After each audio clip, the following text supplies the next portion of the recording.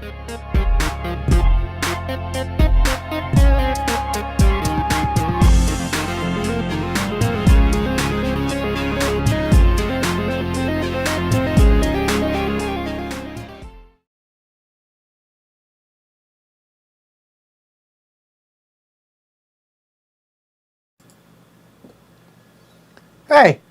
well, afternoon, everybody. What's up? It's been a while since we've done one of these, so ask away. Welcome to the Ask the Elephant. Yeah, that's it. That's all I got. All right, so let's start off. Is there room for 1822 MX? Yes. A, when I get a copy, and B, when we play it. 18 Chesapeake is going to be the next 18XX that is coming. I did say September, I believe. I originally said September, and that's still the plan for sure. Hey Bobby, what's up? Yeah. Oh, you know what? One other thing. I was going to take this down for today because it can be down underneath, and all that's good. I figure that will work. Yeah. So, how's everybody doing today? It's actually really nice outside today, even though I'm wearing kind of like fallish things. It's cold in here. I'm wearing shorts and my legs are cold. So, dressed up fallish. That's it. All right. Sure, let's go ahead. Patron rewards. Yeah, 70 of them have been sent out. The rest, this is embarrassing, but I figure I should tell you all what's up. There is a patron that I can't get a hold of that helped me with the surveys that we did last year, and I don't have access to those surveys, and I can't get a hold of that patron. I have tried repeatedly, so probably how that's going to work is I sent those 70 off blind, and not knowing what choices were being made, just to be able to get the ball rolling on that. And if I don't hear anything by the end of this week, I'm going to have to do the surveys again, which is really horrible that I'm going to have to do that. But yes, and as soon as I get those, there's a whole bunch packaged up in the library, ready to rock.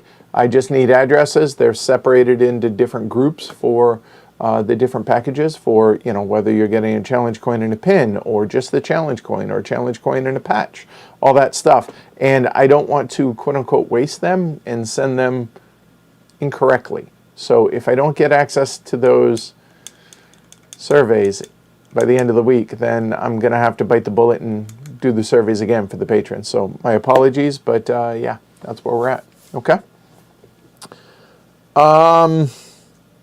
Are you going to stream Imperial Steam from Capstone Games? Yep. Give me 1 second. On that note.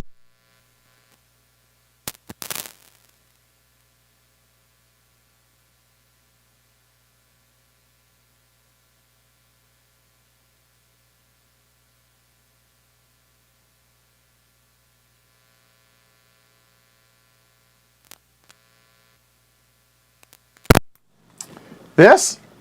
Yes. Definitely. So there we go. Let's see. Any war games on the horizon? I don't know that either of these are really technically... there are three that I don't know that you would technically call war games. So I hesitate to call them such, but let's see. Versailles 1919, Imperial Struggle, and Struggle of Empires. Those are what's immediately on the docket. So you probably would make the case that none of those are true war games, but that's on the immediate horizon. Okay? The O stream yesterday, we thought it was pretty good. That was I was into it. It seemed all of us were into it, and it seemed everybody that watched it, which definitely not as many as there have been. But I know that there are some people that are less than thrilled that we're doing a campaign type thing, because that's eating up time that could be going to other games.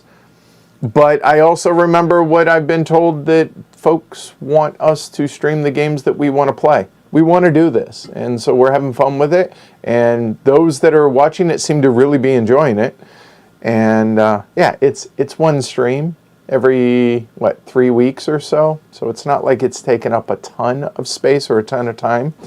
That's what I would say to that. But yeah, I'm really enjoying it. I'm glad to see that folks are as well.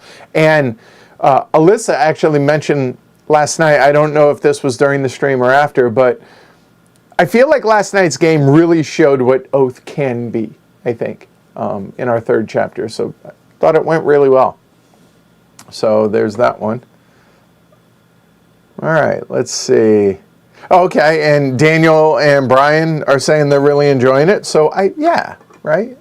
I would say the majority, everybody who's watching it is enjoying it, and those that aren't.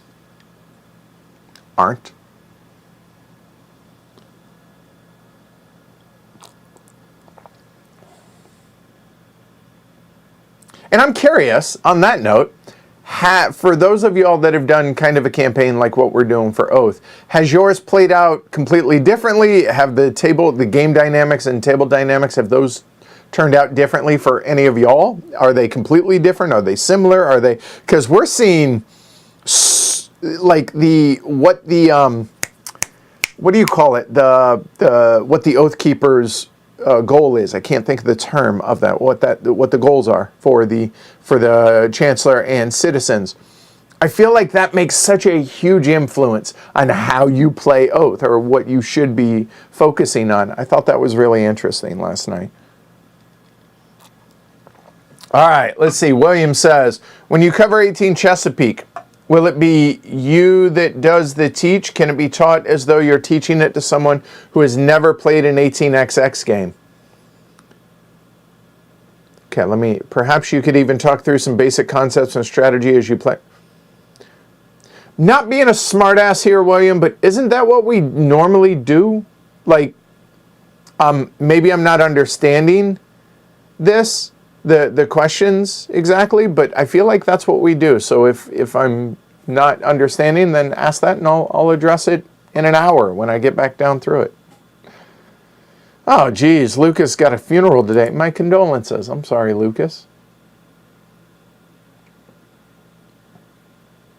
Daniel, in the vein of Oath and War Games, any possibility of a coin in the future? Absolutely. I know we had talked about doing, what is it? Colonial Twilight 2-player. I would much rather do it in person as opposed to remote like we tried with the solo playthrough of Colonial Twilight. But yes, it's just not on the immediate horizon, but yes.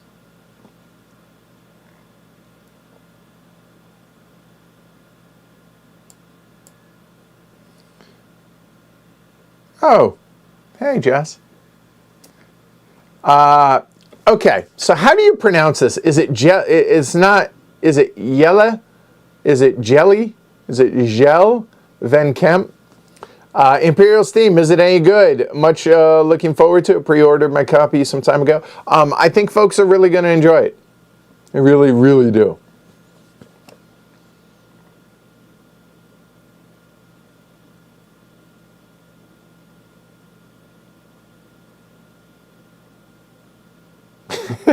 When it's just joining again, and then you ask, she appears.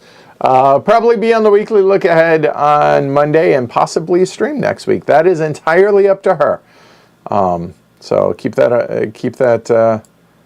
in mind. I mean, that's the case for anybody that's on stream. Not everybody is always comfortable, right? I mean, there was my chair isn't. There we go. That's better. As you see, there can be some people that make it unpleasant for some folks, and the mods do an amazing job, which they did recently, but still, doesn't feel good. It's not always kind, and it's not always fun, and there's a whole lot of, what is it that I was told, what is it, shoot. 100 attaboys can be ruined by one aw crap. the gist of that. I might be getting that wrong, but you get the idea. So in other words, there can be 100 positive things said, but somebody says one negative thing. That impacts people differently. So keep that in mind. I'm not saying y'all, I'm in general. Just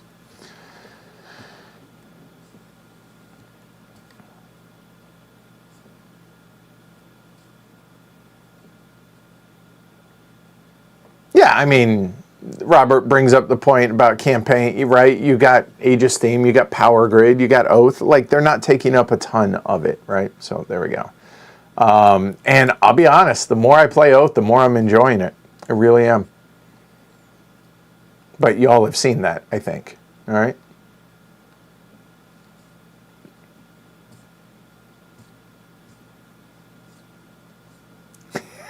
Alyssa. Other than the dice being broken, and I won't finish the rest of that in case people haven't watched.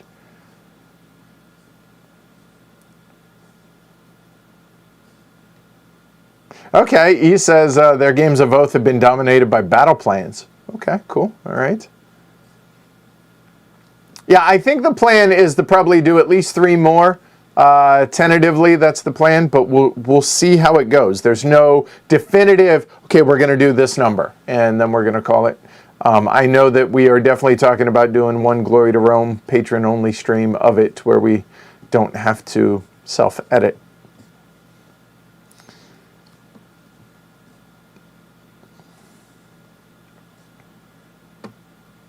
Oh, that's cool. Apparently, Rodney Smith is... posted a blog of him playing Cuba Libre over Zoom. I'm curious to see him do a teach of it. I would be really interested in that. That'd be cool.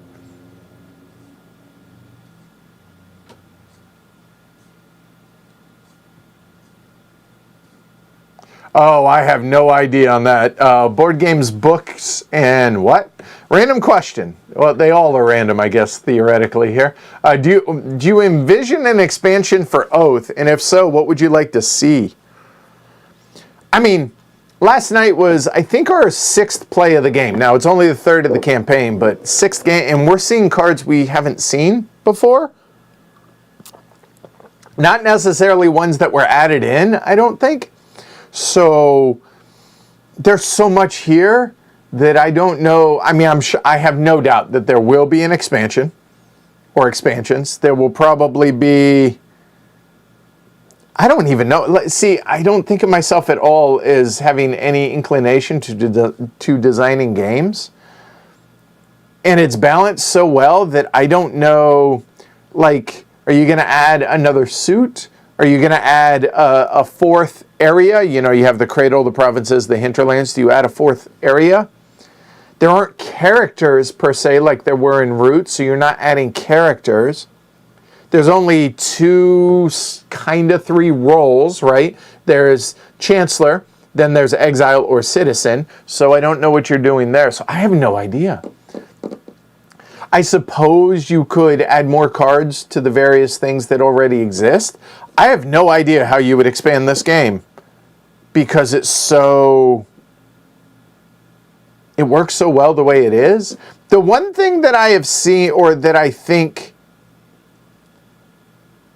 we haven't really got a feel for greatly in our group so far, is citizenship and why, as an exile, you want to.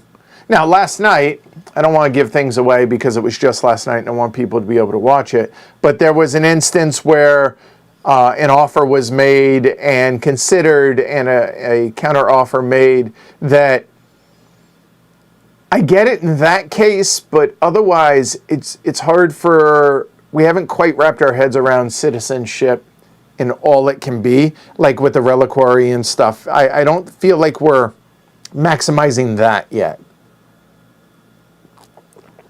So I have no idea what the hell. What do y'all think would be an expansion for Oath? Like, I wouldn't even know where to go with that. Any left for Anno 1800? I'm going to run I have pen and paper today, expecting this. So, Anno 1800. Got to get a copy, so that's on the list, but just to make sure. Any chance the next 18XX is 1840 Vienna Tramways? No, 18 Chesapeake will be the next one. That is pretty much written in stone. But I will mark it down. 18. I haven't even heard of that one, Mer. 1840 Vienna Tramways. What makes that one so good, Mer? By the way, this is Rose City Genmaicha today, and we have Royal Black Tea down there for backup. Also, I should mention, there was some talk about a Name the Game. There's some interest in that, so I spent a couple hours today getting ready for that. And I have, let me look at the folder. How many do I have so far? 1, 2, 3, 4, 5, 6, 7, 8 times 4. 8 times 4, 32. I have 35 so far? I thought I had more than that. But I have 35 ready to go.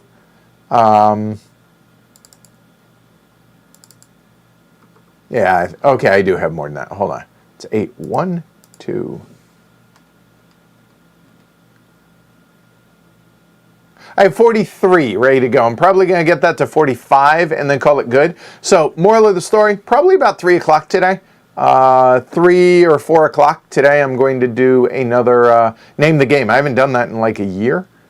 I haven't done one of these in like a year. So, I'm going to have some giveaways for y'all as well for that. So, be sure to tune in. It's already, if you go to the Heavy Cardboard YouTube page, I've already got it set up there. It's set up for 3 o'clock. That's written in sand. Given how long these tend to go, we'll see how long that goes. So I need to make sure I don't exhaust myself in this. So I still have a couple hours to be able to do that tomorrow or later on today. Okay? Not aware of the Glory to Rome concept. So Glory to Rome. So how many is that?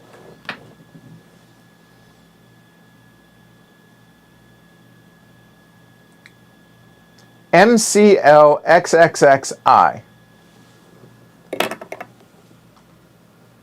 I have a Roman numeral cheat web page that I keep saved so I don't make that same mistake that I made once or twice, I think. So 1,181 Glory to Romes, apparently.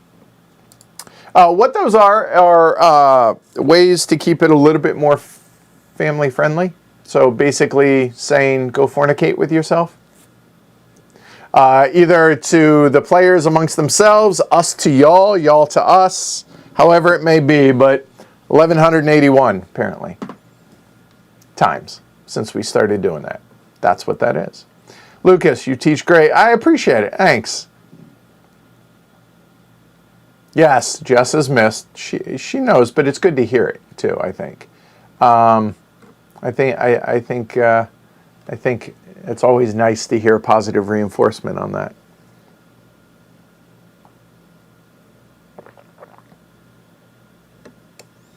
Robert says, I'd love to see an intro to 18XX stream that used one of the more basic, shorter 18XX games. Say, 18 Chesapeake? So that's coming. Favorite game of mine this year? I have no idea what else.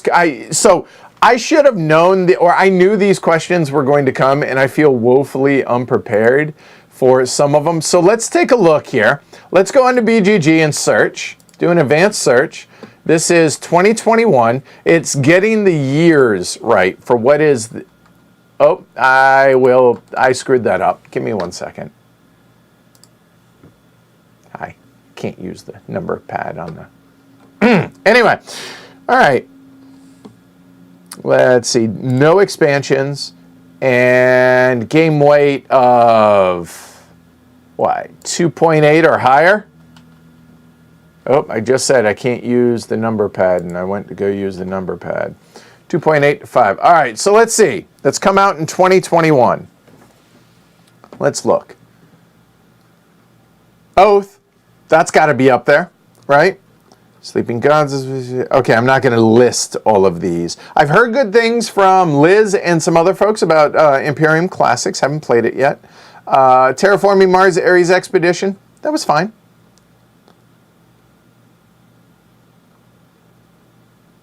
Dominant Species Marine is enjoyable. Not a favorite, but I've enjoyed my plays of it more than I thought I would. So there's that.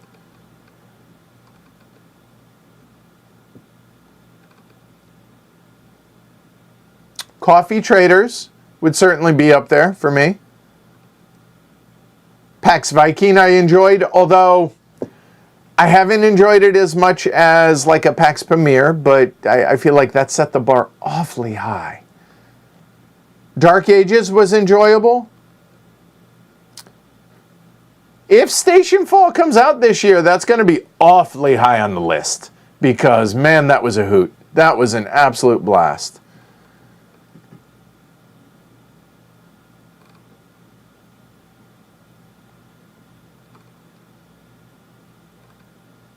I'm curious to try the new version of Tinner's Trail. Haven't yet.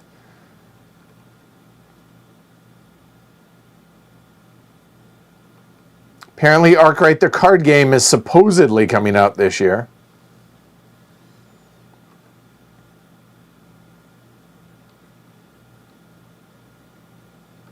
Yeah, there's a number of games I haven't played yet that I'm curious about, but there's a whole lot of pretty good, but nothing ZOMG, right? So far, other than maybe Oath. So we'll see. There's still a lot of games still to come out. So we'll see how that goes.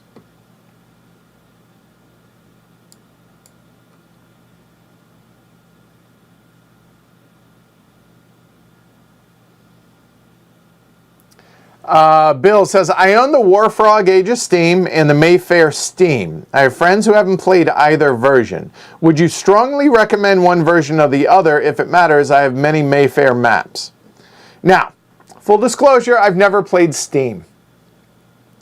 So, I know that Martin Fowler, who's on the show a lot, says that they're real close. And I've heard... Personally, Age of Steam is, top 3 game for me, and the game system. I think Age of Steam is exceptional as a game system. It can be pretty mean, so if you have the right game group for it, I definitely would say jump into that. If they are not super keen into as nasty and mean as the auction can be, as well as the track lane, so on and so forth, then I would say check out Steam. I've heard that Steam is a little bit softer in that regard. So hopefully that helps, Bill.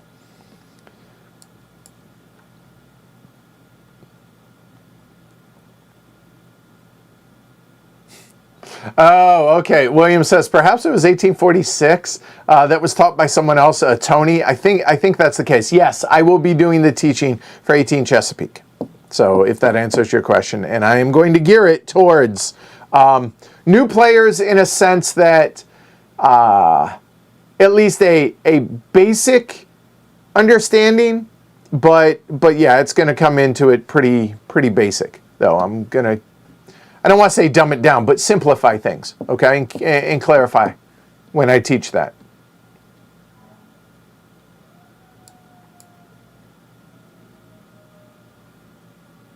Brian says, since I don't own Oath, is there a recommended length or endpoint to a campaign, or just whenever you feel like it? I would say whenever you feel like it, because you just keep churning through. Cards leave, cards come in. So that's a totally, yeah, whenever you feel like it. And the nice thing is, I know that, I believe it's Cole, posted something like a reset on BGG for Oath. It's in the files, I believe, to where you can go and completely reset your game up like when it came out of the box, so that if you wanted to start completely over, you can do so with a different group or however it is you wanted to do that.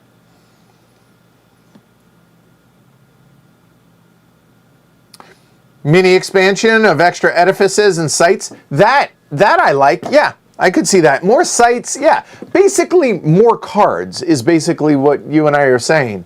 Who said that? What was that? Fernando. I agree with that. But again, we got a ways till we need anything like that. Speaking of for our group.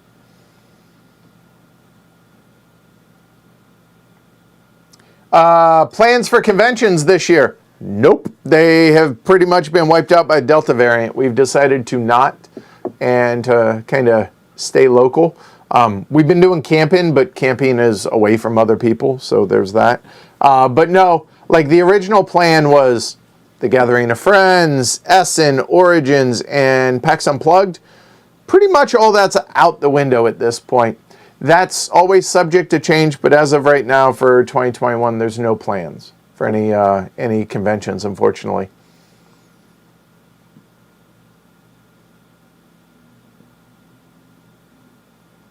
My first pronunciation.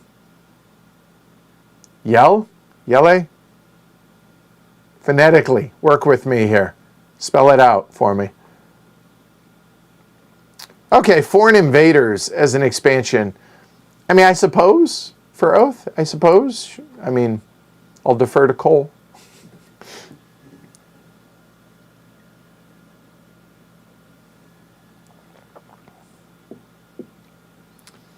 And that makes sense, offering citizenship offering up citizenship for the next game to guarantee themselves a win. I don't know how I feel about that. How do y'all feel about that? To where it is a campaign, so I think that's a valid thing, but it doesn't feel good. Like promises for the next game impacting this game. I don't know how that sits with me. I'll have to chew that over.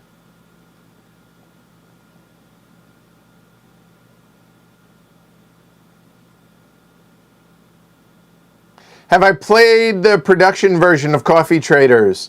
I think the one, I guess I haven't, but others have here at HCHQ. So, yeah, we streamed it with the so I have not played it, but others have. It's been played here a couple times. I'm looking forward to streaming that for sure. I know Mark is interested in it, and I think a couple others are interested in joining on that as well. And Imperial Steam is coming, yes. Chris, thoughts on the current state of the show? It's been a rough 18 months, and especially a really rough summer this year. But I would like it to expand, and by expand I mean have more folks. We have already been in discussions about expanding the podcast to include other folks as well. So that's all hopefully coming. And yeah, so would I like it to be more consistent across the board? Yes. And get ahead of things? Yes. Once I'll feel way better about things once everything in the store and the patron rewards are all caught up. I'll feel way better about things at that point. Oh, 1840 Vienna, it's a Lonnie game. That makes sense. That he definitely makes unique 18XX games.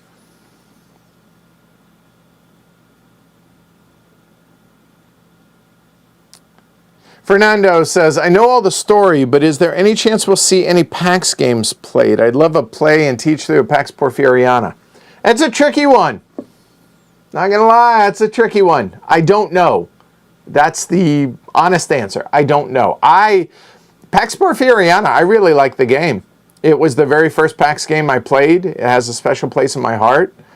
I haven't played it in a long, long time just because churn and burn, right, of new games. But I would like to stream it. I just don't know if we will. So, to be determined on that. That's as true an answer as I can give.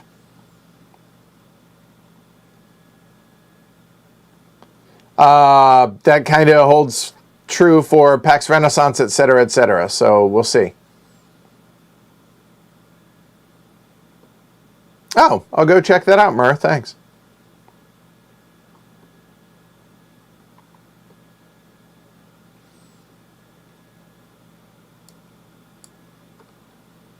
Yep, lost my spot. Oh boy.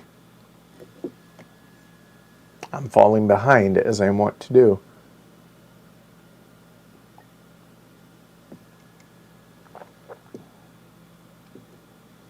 A top 50. Well, let me ask y'all this, because Yeah, let me just ask this. Who would you like a top 50 with? Name some people that you would like to do a top 50. Whether it's me, Martin, other podcast YouTubers, members of the herd. Who would you like to hear the top 50 podcast of? Y'all tell me that.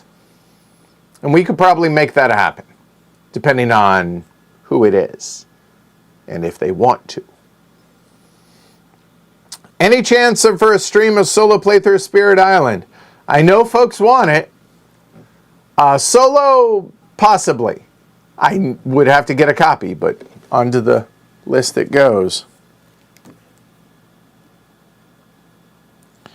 I knew that was going to get asked today, and I have no idea why. Like, it's not like it's the latest, greatest, but I had a feeling that was coming today. Another stream of Root, Felix? Possibly. We'll see. I mean, it was the most popular stream we've ever had, which, cool, but we'll see. I like Oath a lot more than Root. I really do. And I think that seems to be the general agreement of the folks that have played it around here. I don't want to speak for them, but I think so. A solo or two-player with the Wacom bot for PAX Premiere 2.0? Yes. Just adding it down here. A solo of that, yes, is in. I don't want to say it's on the docket to say that it's, immediately impending here, but yes, sooner rather than later. King is Dead. I've enjoyed it. Don't own it, but I've enjoyed my plays of the King is Dead. Ed the Worst.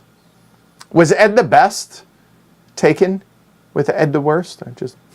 Or is that your brother?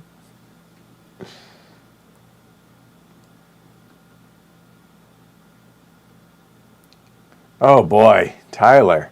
Oof. All right. Tyler asks, what are some themes you'd love to see explored as heavy game experiences? I've never really thought about that. I mean, there have been some really heavy topics, right? I mean, there's asbestos mining. There has been women's suffrage. There's been slavery. There's colonization.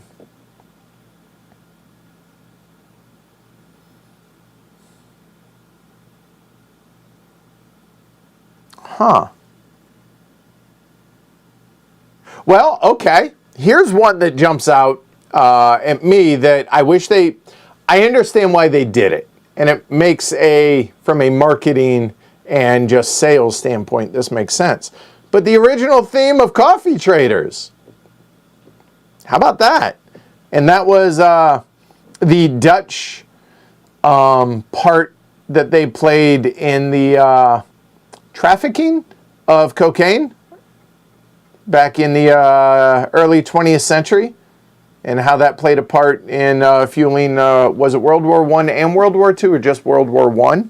So that's good. Oh, we also have the opium trade, right? With, oh God, Cole's game. I can't think of it, from Hollandspiel. That one. I'll think on that.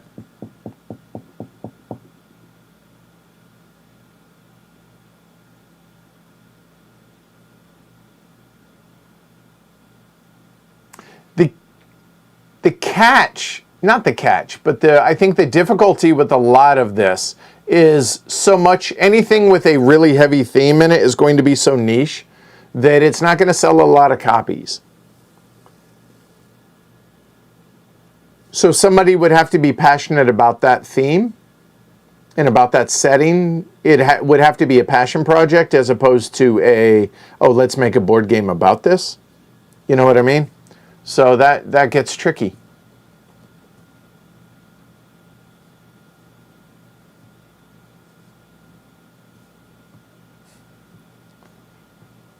Sampy Law 9 says, after finding a couple of interesting games, Brass Birmingham, City of the Big Shoulders, watch your playthroughs of them. Had a great time. Great to see heavy games presented here on YouTube. Well, good. I'm glad you've enjoyed them.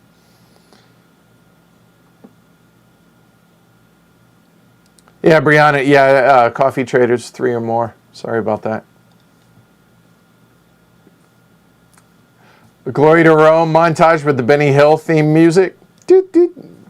That's funny. That's funny. 2020 Golden Elephant. We'll see when we get around to it, because this year has been a weird one. So we'll see. There's still a lot of games we still need to get played. Shrey actually made a list of likely games that could at least be in the contention. We have to get them and then play them. So we'll see on that.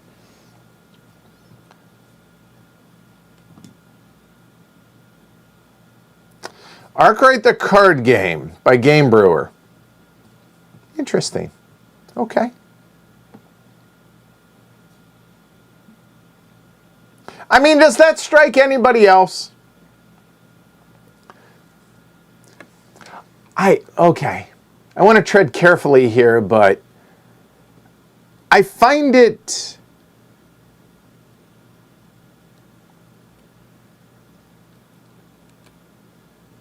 It gives me pause whenever I see a known brand or a known series, even if it's not a series per se, taken up by a publisher that wasn't the same one that did all the other stuff. Might be wonderful. I don't know. But whenever I see that, it kind of makes me wonder why that is. That's all.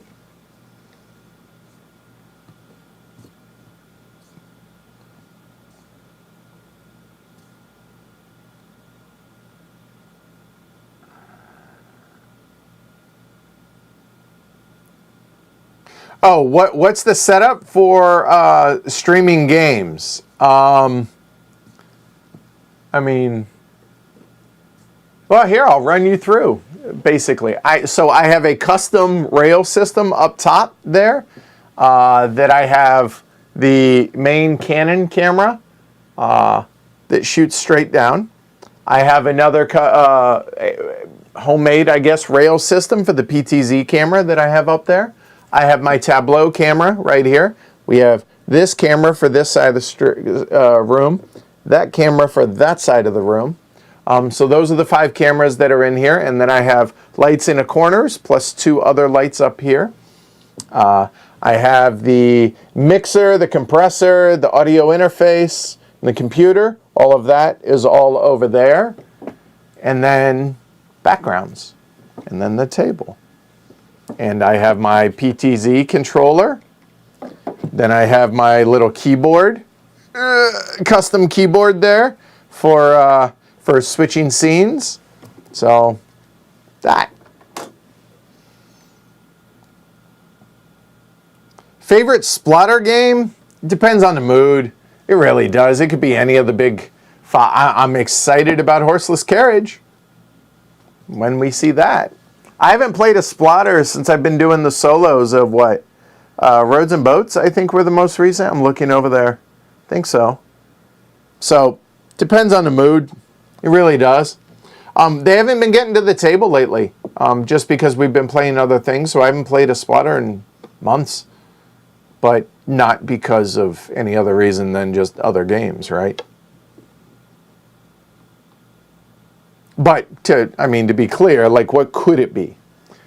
Indonesia, Food Chain Magnate, Roads and Boats. Oh God, here we go. Great Zimbabwe. Bus isn't going to be one of my favorites, or Antiquity. So one of those 5. And realistically, it's probably Antiquity. I think Antiquity is probably my favorite. Indonesia, I love half the game, and half of it is just the operations in Indonesia get taxing. And that's not the most enjoyable gaming experience. But yeah, I would probably have to say Antiquity is still my favorite Splatter, I think. But I'm really excited for Horseless Carriage.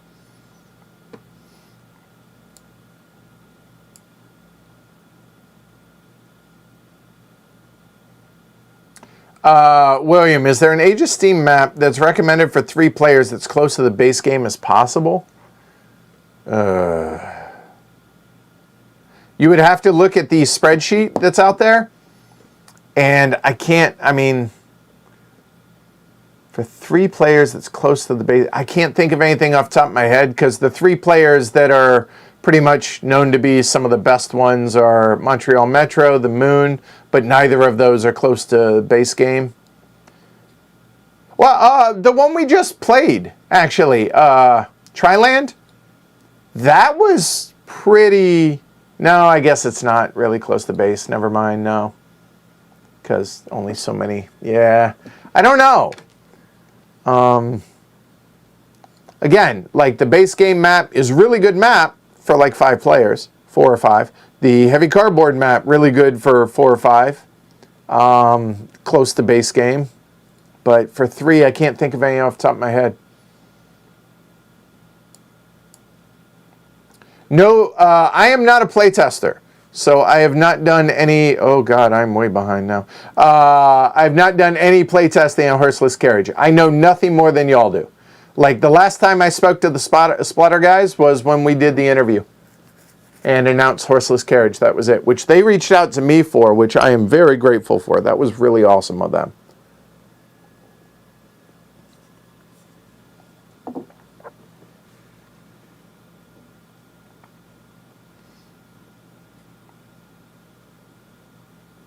Hi, Tony.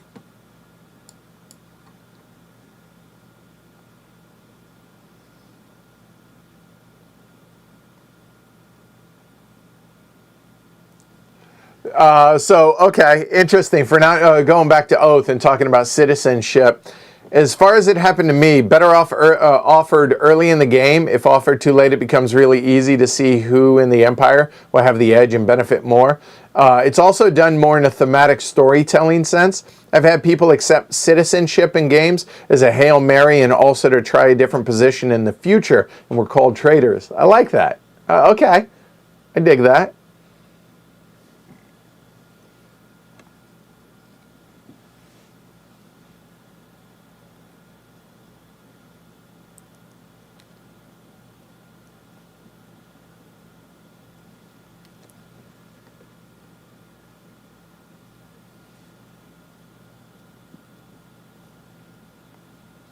I'm writing down names people have thrown out for the top 50. I mean, a lot of people, me, Martin, and Jess. I don't know if Jess is going to be willing to do that. I imagine, and Martin, I don't know how much will have changed for him. So I don't know if they'll be willing. Alyssa, Shrey, Jeroen Douwman from Splatter. That he plays everything. So that would be an interesting one.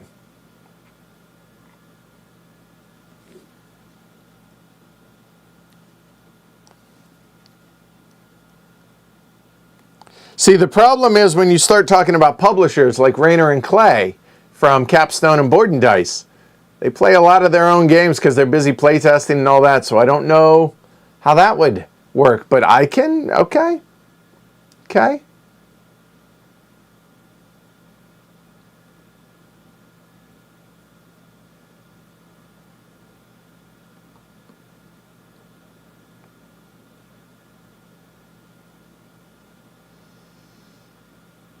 Oh, and then the Herd's top 50. I agree with that. Yes. I like that idea. Oh, Daniel says, oddball request for a playthrough someday in the future. It's not oddball. This is absolutely something we've already talked about. Argent, the consortium. Yep. There was just no way I was going to do that remote, so everything kind of got shelved for a year and a half. Or a year, I guess.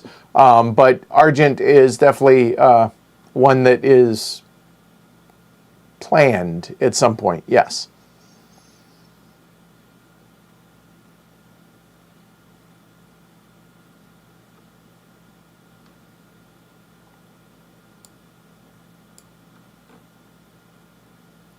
Cocktail hour, that would depend on who you want to get on there. Like, I haven't really, I mean, I'll mark it down, but who do you want for a cocktail hour? Who would y'all want to hear from?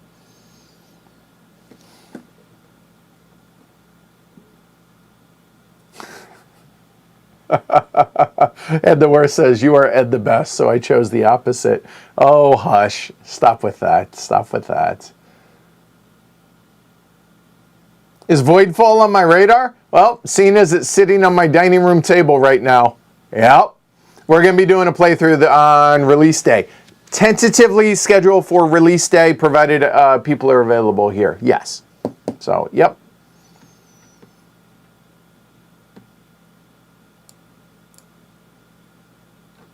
No, not going to Essen this year. In Infamous Traffic. That was it. I couldn't think of the name. Thank you. Oh, Liz would be a really good one, too. Good call on that. No, I will not slim it down to 25. No. It's top 50. No. What's up, Stacy? Tabanusi. Yep, we'll be covering it. That is going to be in October. Origin first. Oh, God. What's the rest of the name? It's right over here. A moment. Oh, it's not written on the side that I can see. Is it First People? First Origins. That's coming on the 16th. Doing a playthrough of that.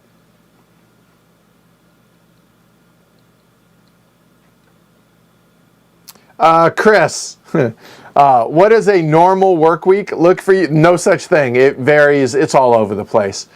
Is there a lot of discussion with publishers? How much time does it take to prep or teach and play through? All right. There really isn't a typical week, but I will talk about, all right, like when we, last week, I had a call with Rainer, lasted about 30 minutes, talking about upcoming games from Board and Dice and talking about scheduling that. Earlier today, I had a call with Ken over at Rio Grande, talking about stuff that went on at the gathering, feedback on some of the prototypes that they're working on.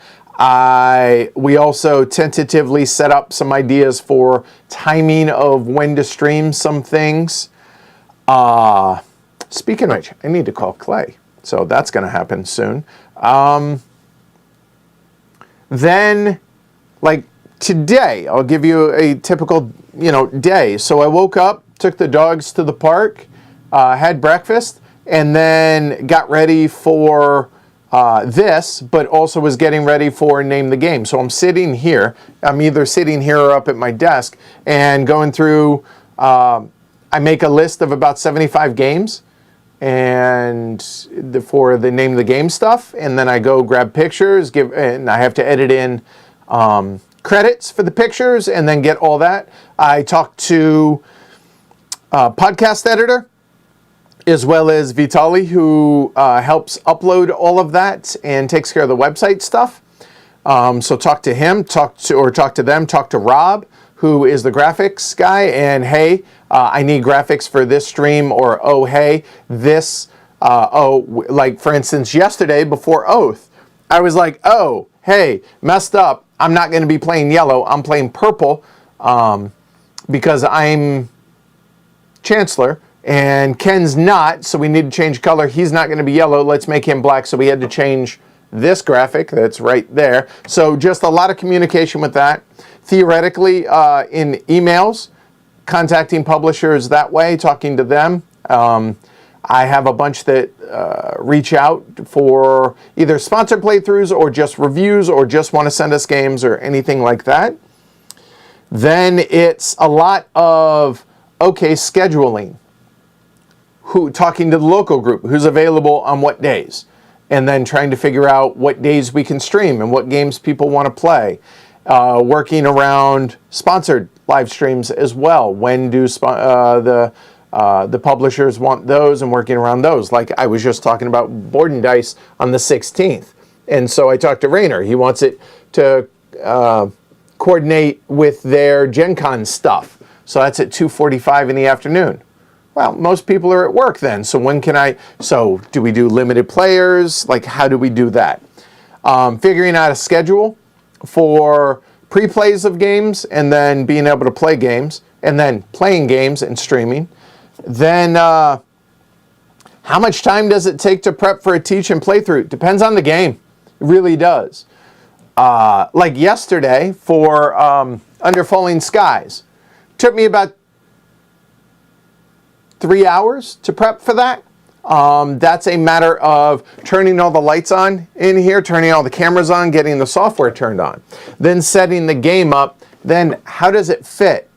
And like, for instance, Under Falling Skies, it's really narrow and very tall because it's kind of Space Invader-y in that regard. So do I turn it sideways? Do I manipulate? Do I zoom the camera way out? Do I move stuff?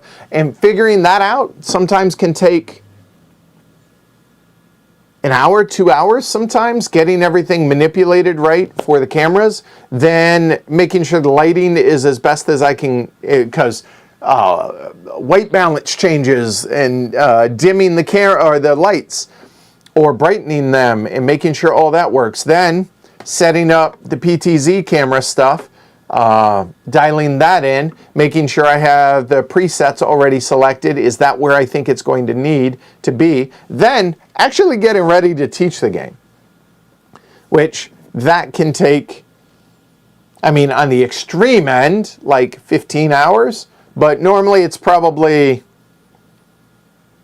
2 to 6 hours to prepare for teaching. And then I have to get all the software, get all the graphics on here, and make sure the things like the nameplates, like that. Then it's a matter of getting the camera, yeah, you know what? I can show you guys this. I mean, it's for what was last night, and then manipulating the cameras. Where do those fit? Where does the chat box fit best? So all that stuff, it takes a lot more time than you would think, because every game is completely different. Like the Oath board is really skinny and really long, whereas the exact opposite of that was Under Falling Skies. It is very tall but very skinny. Or your standard board, then are there player boards? And so all of that. So on days I stream a normal game, like if we're going to stream just a regular game at 7 o'clock, I'm probably 4 hours to get 4 or 5 hours to get ready for that total, provided it all depends on, yeah, it all depends on the individual game.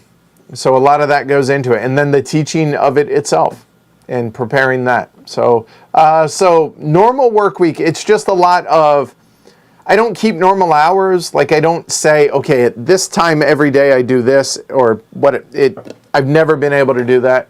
And work days can go until 2 in the morning or can start at 6 in the morning. Realistically, they start later in the morning and go later in the night. And then if I have to run regular, normal human errands, the nice thing is I have the flexibility to be able to do that around stuff. So that's a really long answer, but hopefully that helps.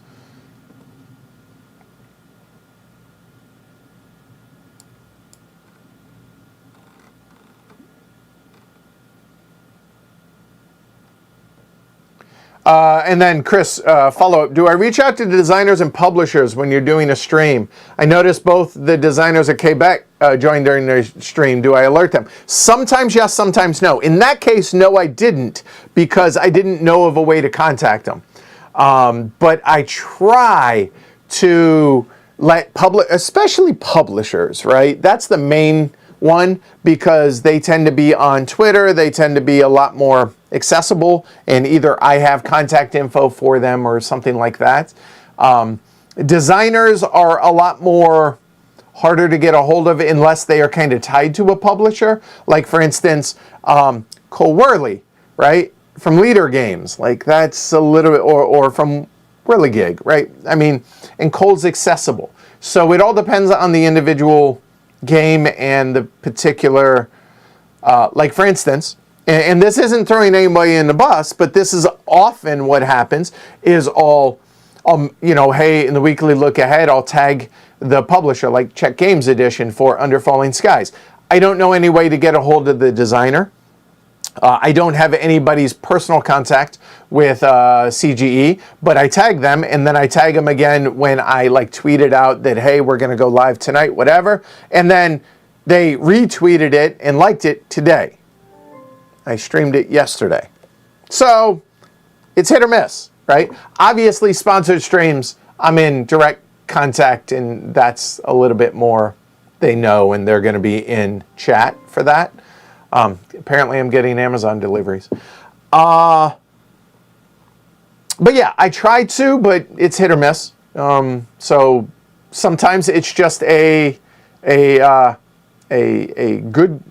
It works out that way, like the ones for Quebec. That was awesome, and they seem like a couple of really good dudes. So that's cool. Fernando, I'd love a visual tour of the setup that we have here. I have been reticent for doing that, and that remains. Sorry, Fernando. Hi from Vancouver. Hi from Wakefield. Tony, Antiquity, you huge masochist. In other news, water is wet.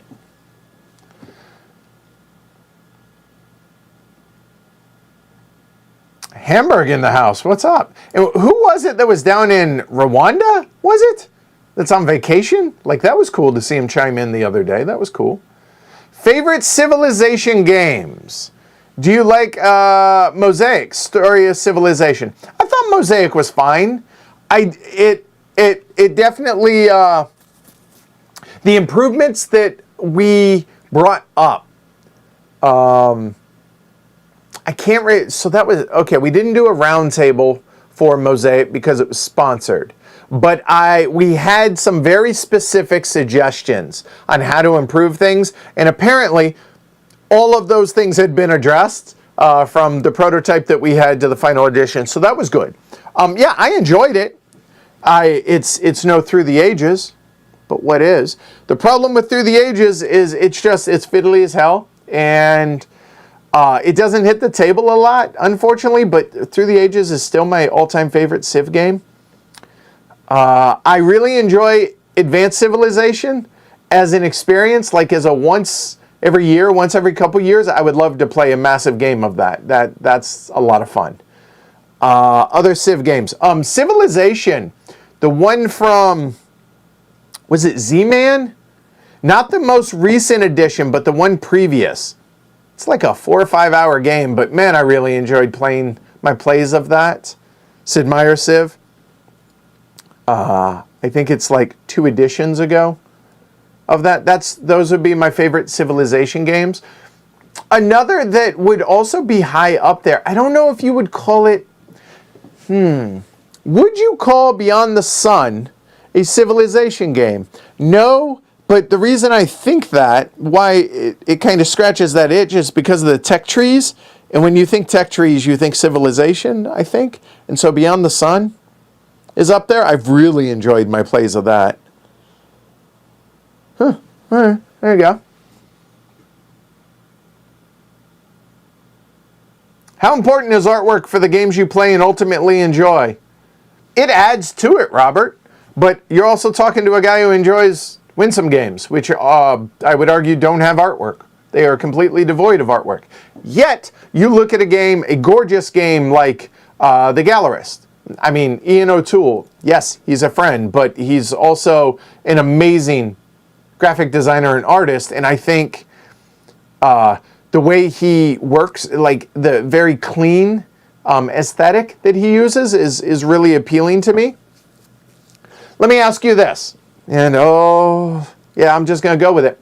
Would Wingspan be as popular if it wasn't as beautiful as it is?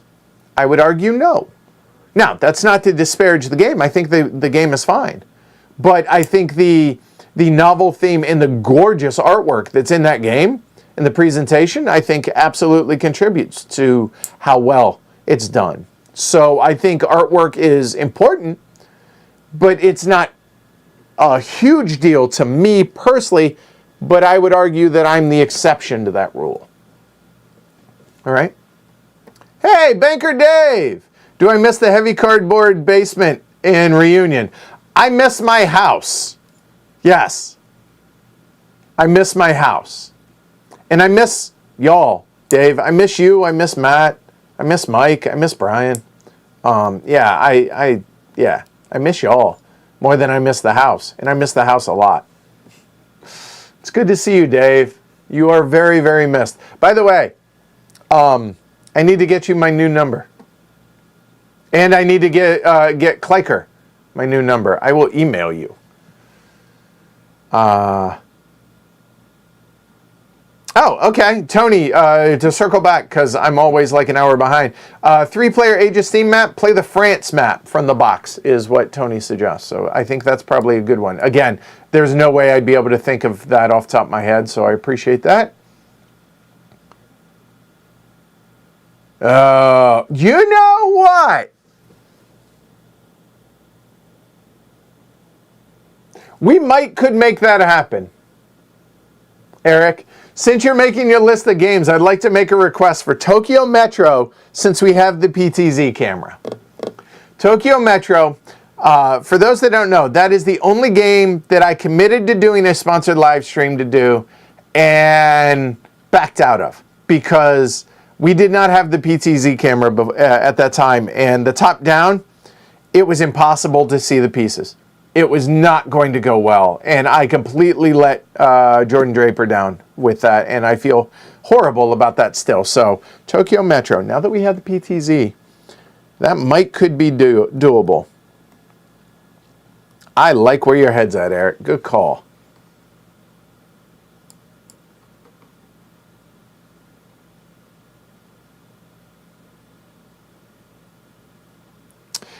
William, when introducing new players to Age of Steam, is it best to do it with the Rust Belt map, right? No! This is, for anybody out there interested in either playing Age of Steam for the first time or introducing new players to Age of Steam, the single most important thing with the Age of Steam system is match the map to the number of players. I cannot stress that enough. Because if you play with a map that is designed for 3 players and you're playing with 5, somebody's going bankrupt early in the game and is going to have a miserable experience. Conversely, if you play a 5-player map with 3 players, that is not going to be a good experience because it's going to be way too wide open and it's not going to have the tension that Age of Steam needs. So check out the spreadsheet. Excuse me, Tony, link it, would you please? Check out that spreadsheet, and I cannot stress that enough. Match the number of players to the map. That is the most important thing. That said, the Rust Belt map is excellent with 4 and 5 players. Okay? Yeah, D-Day at Omaha Beach. Before I die, I want to get that done. Oh, so bad.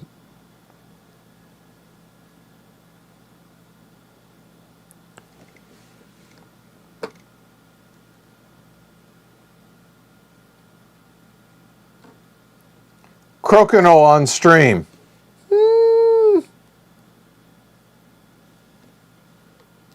Best solo Lacerda? Personally, the Gallerist.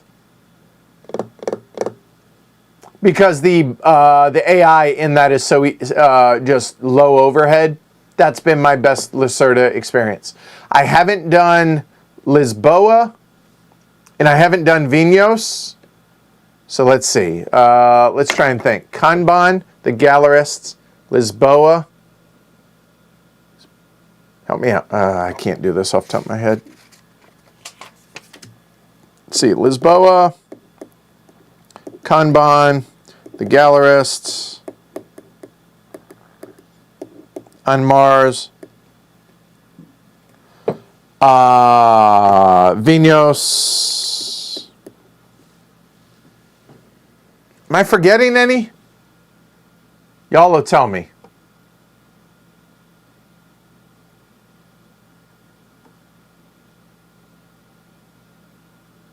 Me and Rado for a cocktail hour.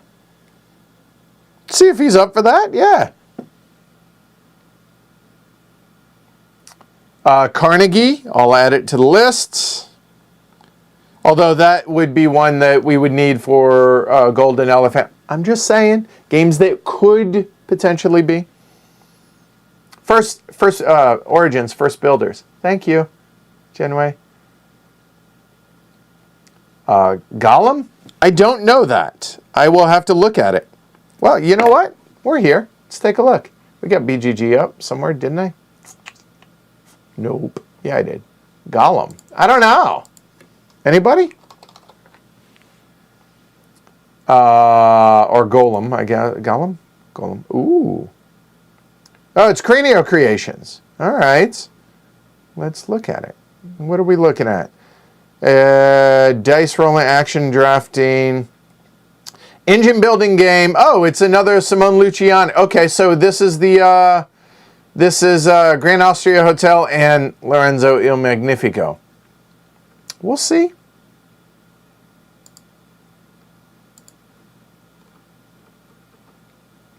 Added it to the list. We shall see.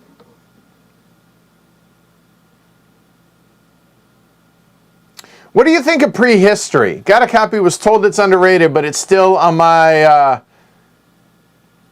POS. Pile of shame. Oh, right. So pile of opportunity, you mean? Yes, Steph. Prehistory. I have heard that it is more difficult than you would think. I have a copy. It's on the list of games that I want to play, and I'm going to mark that down also.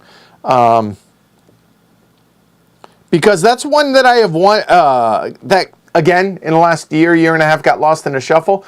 I've heard similar, that it's pretty good.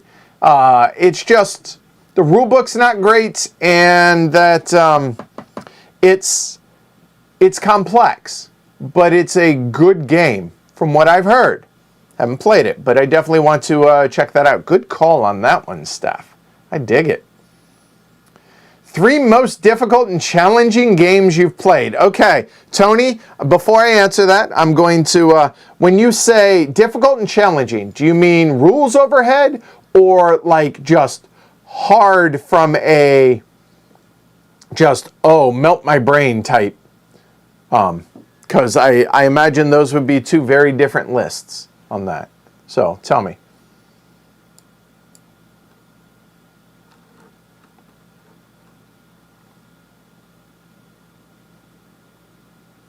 How often do you play games just for fun, i.e. completely unrelated to streaming or reviewing? Almost never. Yeah, I think that rarely, I think, is a fair way to put that. Now, to be clear, even the other day when we played games, it's like, hey, we didn't have to do it for a stream. That was like for fun, and it ended up being Quebec. And then we were like, oh, let's stream this again.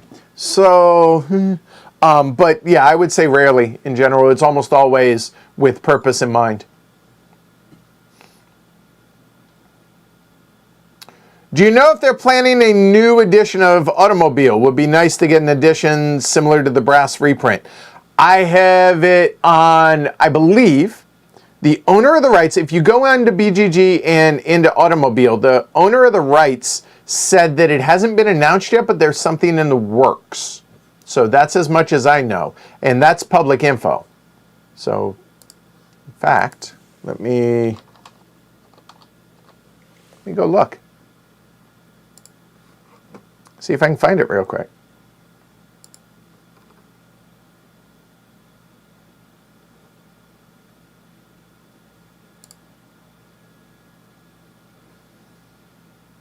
It's not under the news section because that's the most recent's 10 years ago.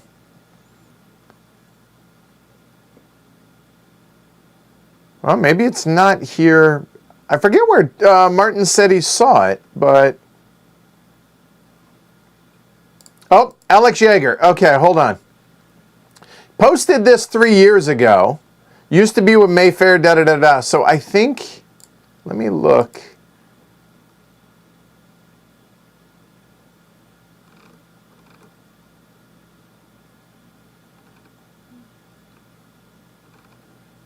I know this makes for riveting TV. I understand. Give me just... there we go. August 11th, so a month ago. Alex says, the game has been licensed to a publisher, and that publisher has done significant work on the new edition. They haven't announced anything nor identified themselves. I, as a good licensor, am letting them have the ability to process and announce as they will. So, yay, there you go. If they're smart, they reach out to me so that because I don't know who it is, so that I would love to, have a hand in that, like, as far as showing off the new edition, because, I mean, let's face it, it's outside of Age of Steam, which arguably is or isn't a Martin Wallace game, and Brass, I think it's his best game. Might even, in my opinion, be better than Brass. Or on par, easy, put the torches down.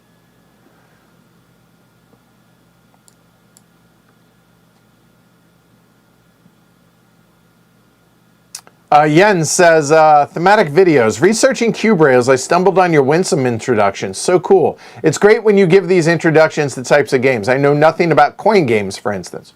Okay, good to know. And glad that helped.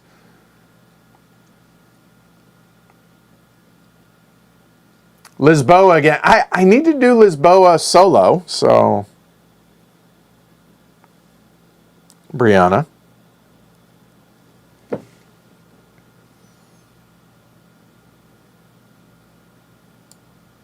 Chris says, all that prep time really shows. You do a great job with the streams and how everything's prepped. I appreciate it, but the funny thing is, so, confession time.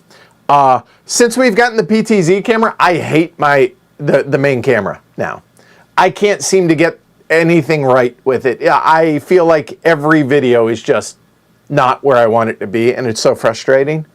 So bad. Yeah, I'm looking at you. Staring at the camera. Man, it's a $2,000 video camera up there, and I just... Yeah. Anyway.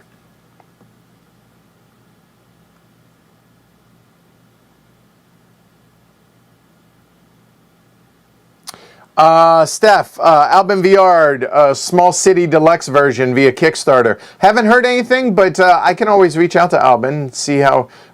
he's a teacher in France. I don't know how things are over there, like COVID, so no, I haven't heard anything, though.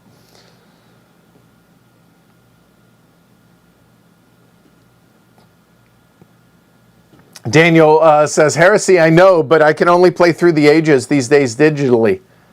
I understand that because it's unwieldy on the table. I hear you. Have I played Clash of Cultures? Speaking of Civ games. Hiccups. Oh, that's bad. Sorry, excuse me. Paul asks, I have. Not for a while. I want to play it again. I don't own it. I played it before the yellow melting pieces ordeal. I don't know if that ever got fixed. I know that I know it's popular with some folks in a local group here, and they have copies. So that Clash of Cultures, I'll put that down because that's one I would like to get on here too.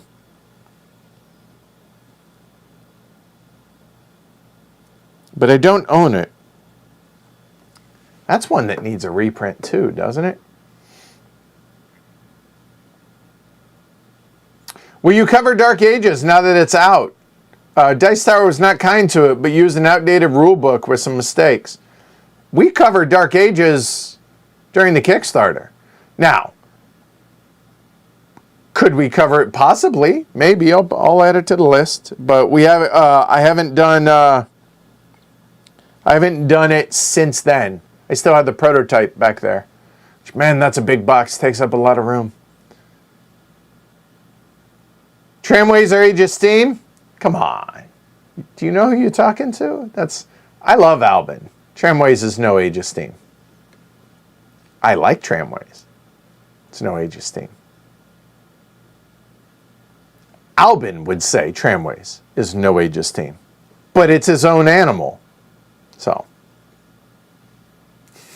I am biased, though. I mean, it's top 3 game for me, so. Have I ever played Era of Tribes? No! Great, now that's going to be a meme. Era of Tribes, when it came back from Essen, was one of my most anticipated games. Somehow we didn't get around to it, then COVID happened, and Era of Tribes, way on the short list of games this year. Yeah, really want to.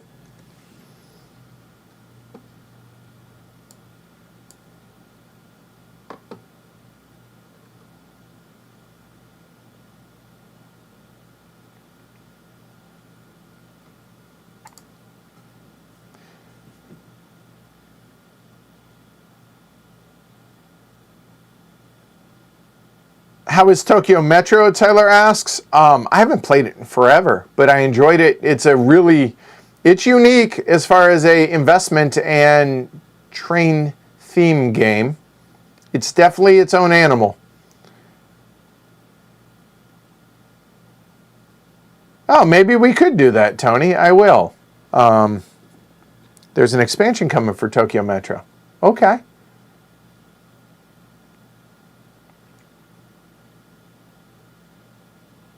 Is there someone I would love to have for a cocktail hour? Good question, Carla.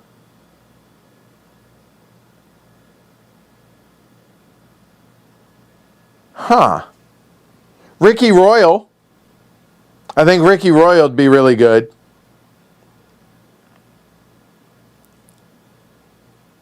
Let me think here. Who?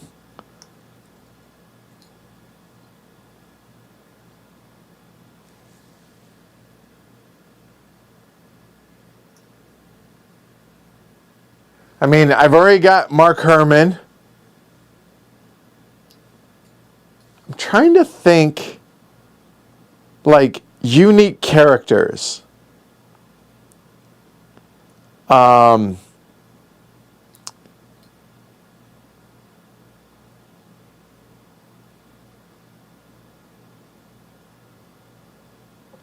Board games with Scott. I think that would be interesting to hear what he's been up to lately. Think that would be good. Huh. Yeah, there are probably some others I can't think of, but those are that's so Scott Nicholson and Ricky Royal come to mind. That's a good question. Any plans to cover the solo mode from the recent expansion for Glenmore 2?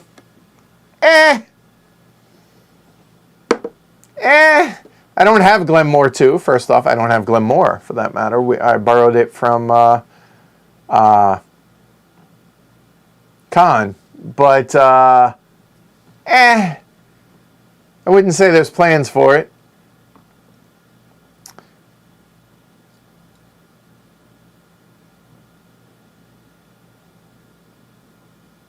Oh, CO2 and escape plan. Yeah, like I said, Lisboa, Kanban, the Gellerist on Mars, and Vinos. So.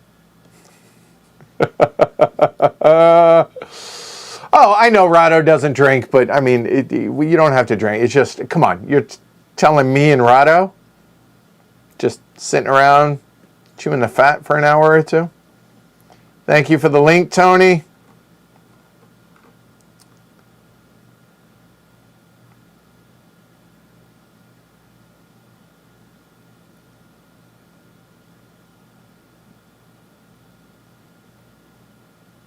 Eric, LOL at your face and voice when you mention Lorenzo. Not a fan of that game. I don't know why that game exists. In my opinion, a game should do one of two things. Either do something new or do something better that other games, something existing. Does Lorenzo do that?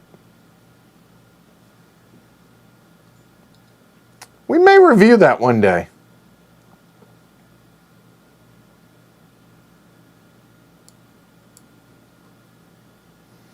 William says, in reference to prehistory, remember to not use the special powers. They steer players away from each other into their own lane. All right, good to know. It's not a shame pile. It's opportunity. Come on, let's change our thinking on that, y'all.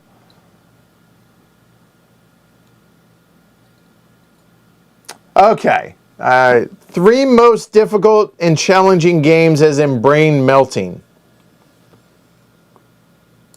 Pipeline is got to be up there. Oh.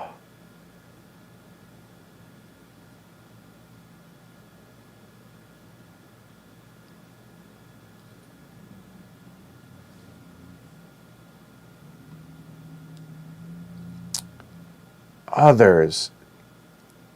I'll think on that. I'll try and come back to that, Tony. Hey, Reynald, doing well? If you could travel anywhere, Brianna asks, that you haven't already gone, where would you like to go? So like a bucket list of travel. I've always wanted to see Angkor Wat. But probably my number one, and I realize it's kind of hokey and touristy at this point, but I've been fascinated with Mount Vesuvius and Pompeii and Herculaneum since I was knee-high to a grasshopper. And when I was in the Marine Corps, we hit port on our very first stop in Naples, Italy, and I had a tour arranged for it. I was 19 at the time, I think, and I overslept. And I missed it, and that's one of the bigger regrets there. So I would say Pompeii, Herculaneum. Honestly, Italy in general, there is, and in fact, Jess and I were just talking about this the other day. Where is it in Rome itself? So Alexander the Great's body was fought over, and whoever had Alexander the Great's body had clout, basically, and it disappeared from history.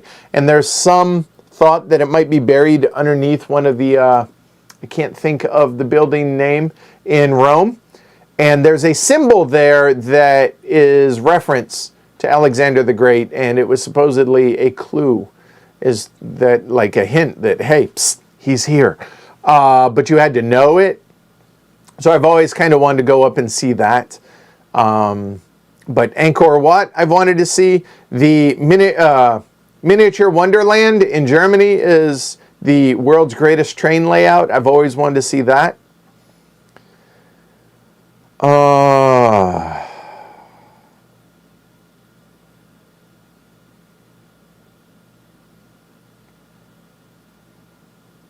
Yeah, I think that's pretty good starter on the bucket list things.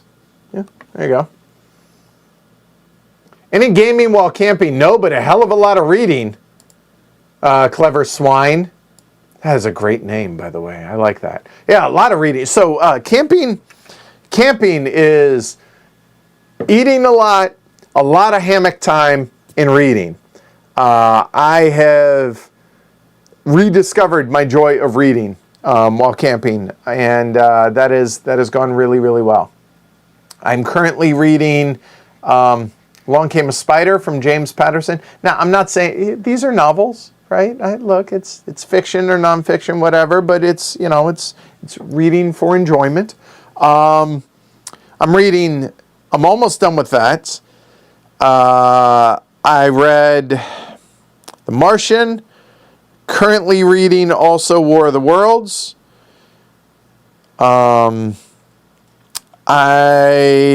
There's a Western that I can't think of. The 1,000 Crimes of Ming Su I recently read. I have Project Hail Mary? Project from Andy Weir. It's supposed to be better than The Martian.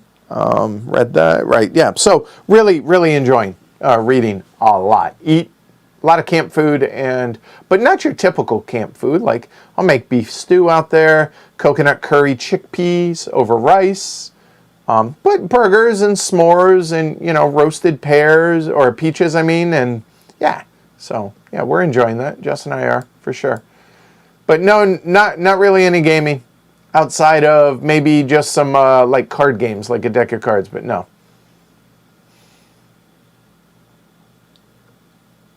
The Grizzled while camping. Nice. Nice. Brianna.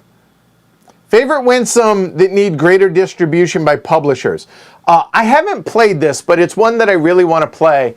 South African Rails. Or South African something. It's South African Rails, South African Railroad, or South African Railways. I can't remember the name of it. I did know that it was licensed to a publisher. I'm not sure if I'm at liberty to mention. That publisher is on hiatus right now, so I don't know if another publisher is going to pick that up. That's probably the number one game, winsome, that I haven't played that I would really like to. Union versus Central is never going to get reprinted, but that would be a fun one to get reprinted. And Australian something or other also is one that I have wanted to try, can't get a copy of, haven't played it, that I think would do well as a reprint as well. Carla, any games you've enjoyed previously and now find they've worn out their welcome, like I've played it enough? Planet Steam was one. I enjoyed that, but I was pretty good with that. Lost Ruins of Arnak, played it a few times. I'm all set with that. I'm looking around in here.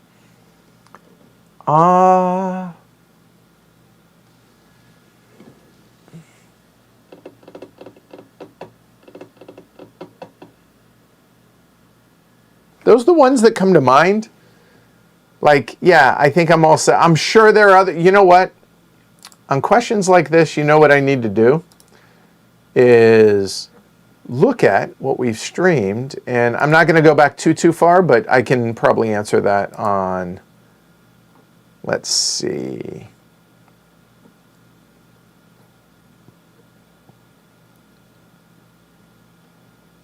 Yeah, conversely, games that I've played a lot that I still want to play more of. Age of Steam, Power Grid, Automobile. I've really enjoyed my plays of Black Sonata. I want to play more Urban Sprawl.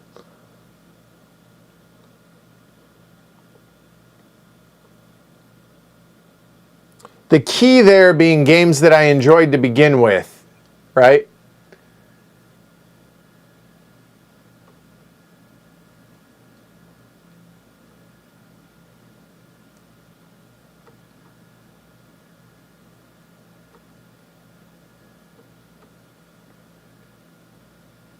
I enjoyed Cloudage, but didn't feel the need to play that a lot more.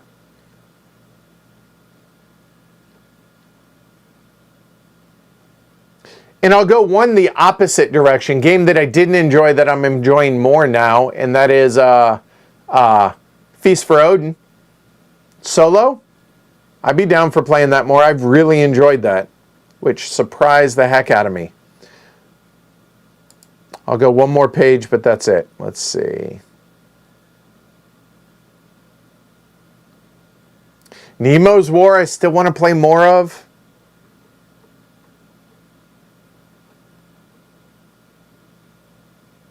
Archipelago. So there's an interesting one. They need to fix the solo, in my opinion. If they did that, I would be jonesing to play that a lot more. I've really enjoyed the solo idea of it, but if you go back and watch the most recent solo playthrough of that, I'm all set with that because of the way that the issues that I had with it,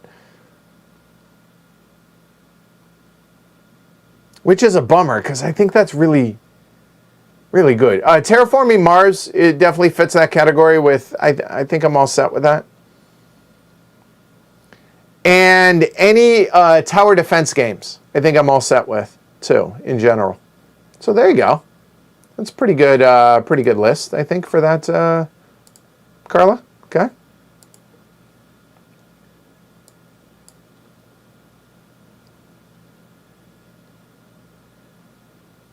I know, Brianna. Thanks. William, ever thought of collaborating with Paul Grogan over on Gaming Rules for something? It could happen one day. It's possible.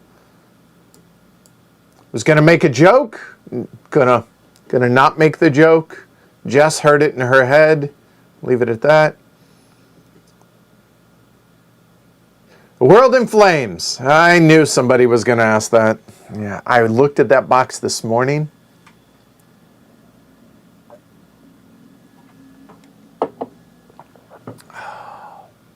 Before summer. Again, COVID happened. So I'm giving myself a fair bit of grace on all of that. But before summer is something I think is reasonable. Carlos, looking forward to playing something nice, some nice heavy Euros in solo mode. What would you recommend? Oh God, I shouldn't have shut that window because that's going to be able to.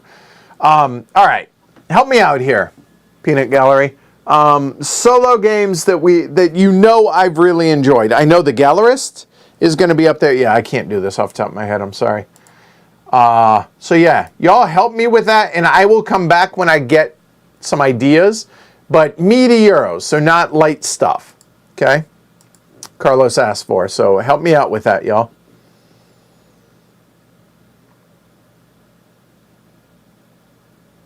Mark Dainty, I don't know who that is, Genway.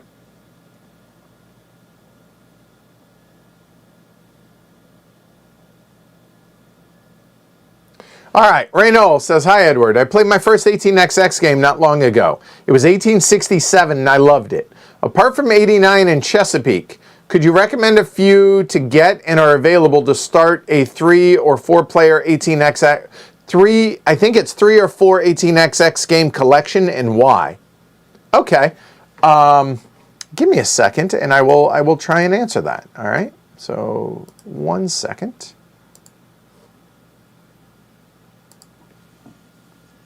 I would say this, that if you have those games already,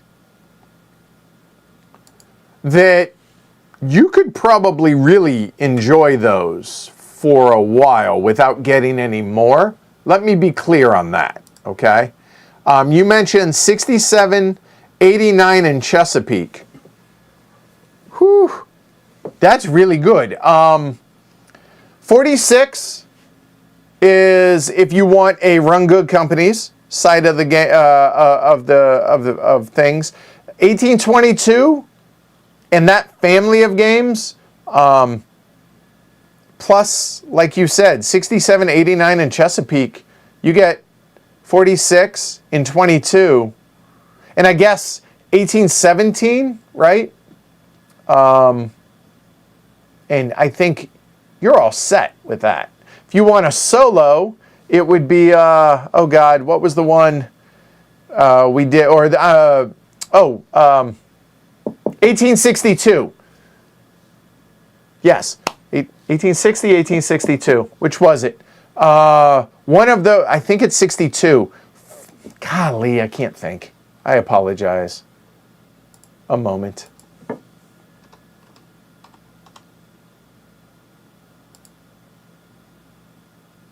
Now, it's 1860. Was phenomenal for you, Brianna. As a solo game, absolutely stupendous. I can't say enough good things. So, not really a heavy Euro, but if you want to solo an 18XX, there you go, Carlos. But yeah, there you go, Reynold. I think that should get you started. Nate Hayden. That would be an interesting... that'd be an interesting cocktail hour. Whew, that'd be an interesting one. Oh, God, really? I'm way behind still. I thought I was catching y'all. West Kingdom games. What ones are those? Durajish?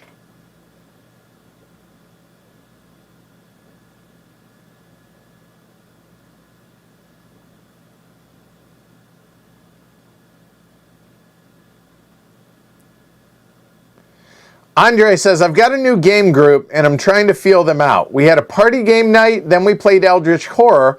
They've shown interest in a heavier economic game. Container or food chain magnate, more accessible. Honestly, Container is probably easier, more fragile, but easier rules-wise.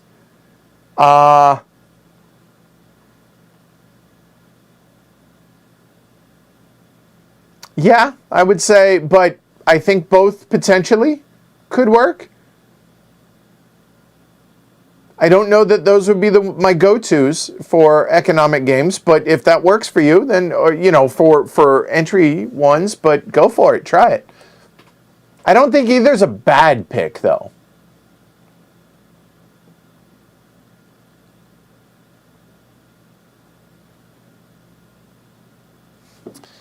Andreas Stedding's Stroganoff by Game Brew. Okay, let me. I kid you not, have not heard of it, but given how things have been the last year and a half, that's not a huge. Madeira is brain melting. That is totally true. PPK.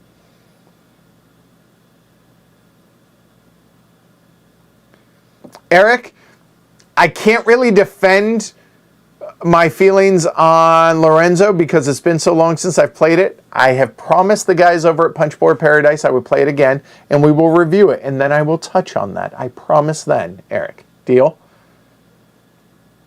Favorite book genre? I mean, I'm all over the place. Really all over the place. My favorite story of all time is the Iliad and the Odyssey. Favorite book is The Stand by Stephen King. The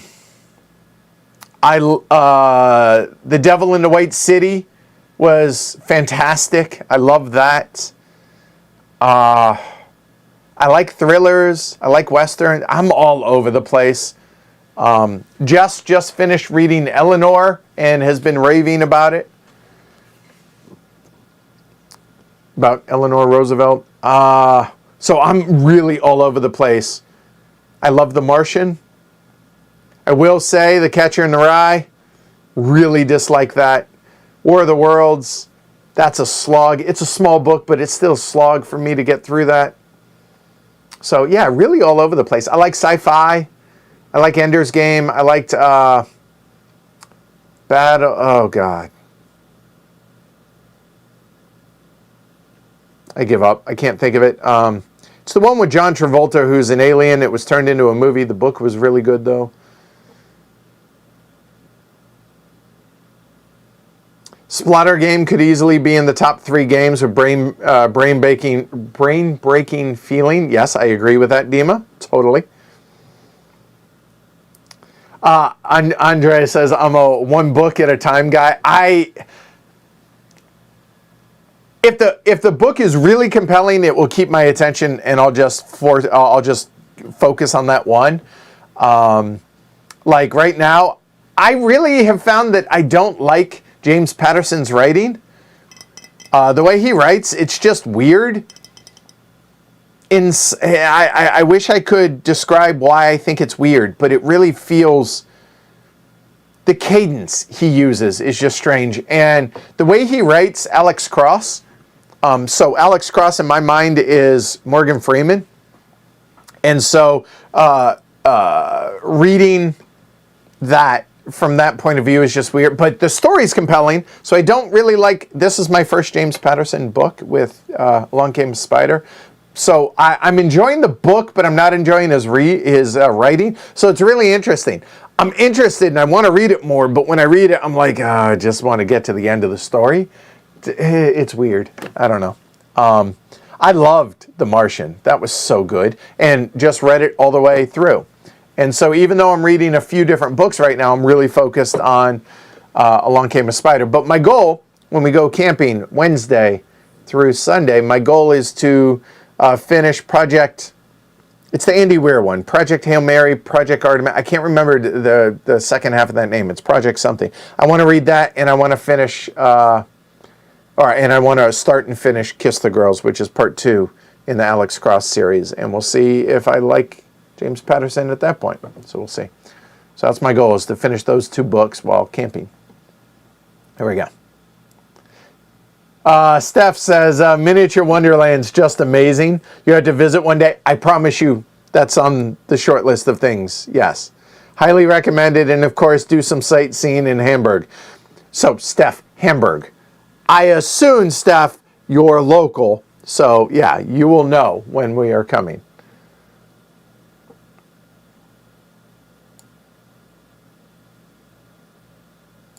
Oh, Ed says there's a redraw of South African. I think that's South African Rails, whatever, on BGG.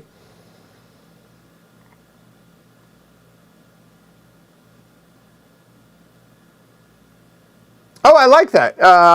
Keladan says Arn Lorenz, the designer and publisher and maybe developer, I'm not sure, of Era of Tribes would probably be in chat during the stream. That's awesome. It's a game I'm jonesing to play.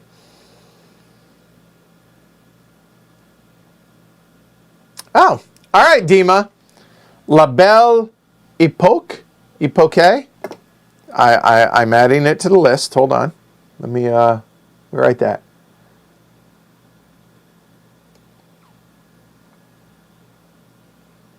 Okay, it's on the list. In multiplayer 1862? Possibly, yes. Hey, Gooserino, welcome. Any new playthrough of Brass Lancashire? Johannes, there's not anything planned, but it's always possible. When Martin's in a group, it's always possible.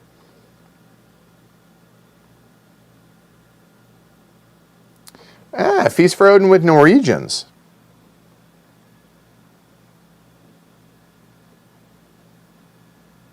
Okay, all right. Did I enjoy Ares Expedition? I thought it was solid. It felt like Terraforming Mars, but truncated a bit. Stacy, but I'm kind of hit my threshold with Terraforming Mars as a whole. I feel like they have played that string out as far as it really needs to go, but there are a lot of people that really enjoy it. So as long as people enjoy it, they will keep making it, and that's cool. It's just, it's not really, Terraforming Mars in general, I feel like plays too long for what it is. But then again, y'all have seen, we've had Scott and we've had Jeff, who, those are two of the biggest fans of the game in the world. Here locally, and they absolutely love it. So I realize I am the exception on that. But I thought Ares Expedition felt like its own game, but felt like Terraforming Mars, too.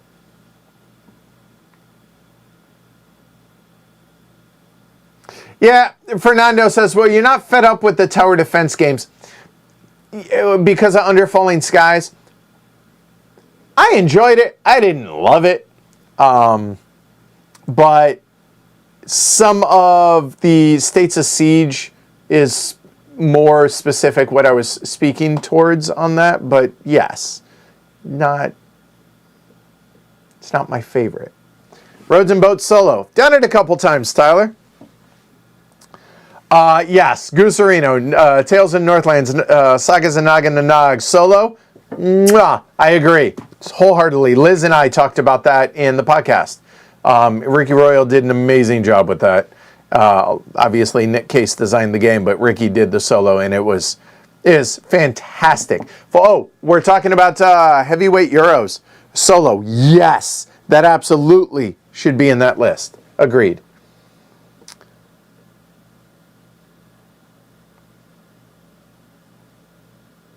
Staff says Smoky Valley, the new Spielworks, coming later on this year. Really good. All right. Matt, I punch clipped and organized World in Flames, just staring at me on my Wargame shelf. It'll come. I promise.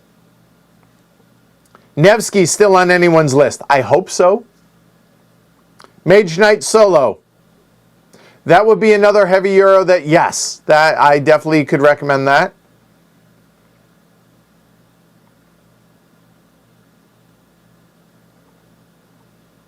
Battlefield Earth, that was the book.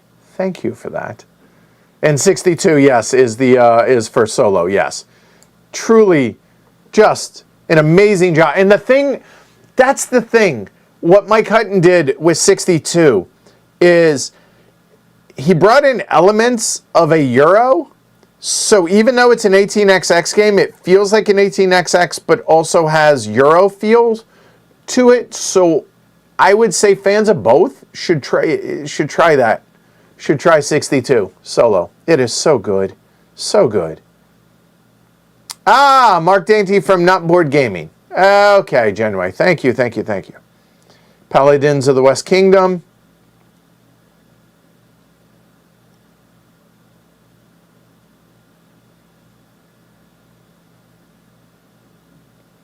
Oh, apparently I got something wrong in Arkham Noir. Good to know, William. All right. I've heard good things about Arkham Horror living card game. Huh, Tony. I've heard it's really good solo. I've heard that as well.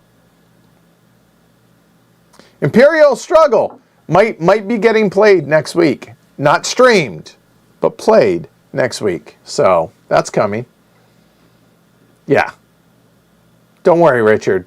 That's on the very short list, sooner rather than later. Cormac McCarthy's Border Trilogy. Okay.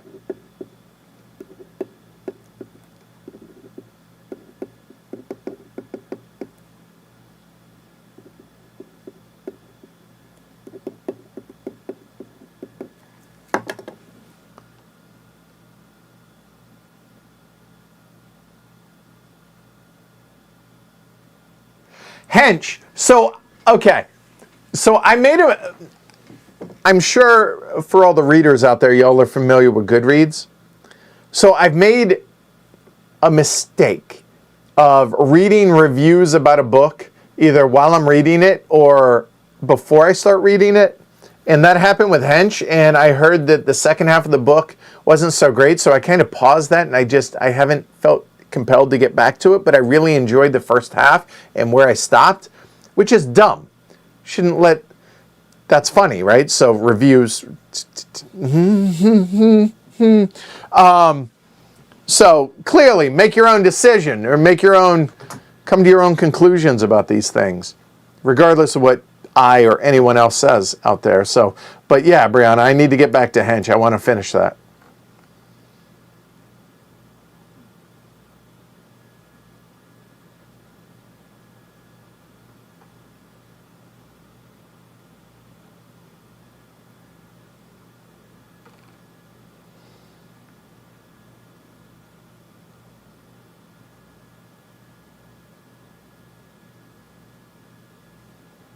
I'm not surprised that Clever Swine is reading Railroaded, The Transcontinentals and the Making of Modern America by Richard White, or that there's a train book in this group being read currently. I'm shocked.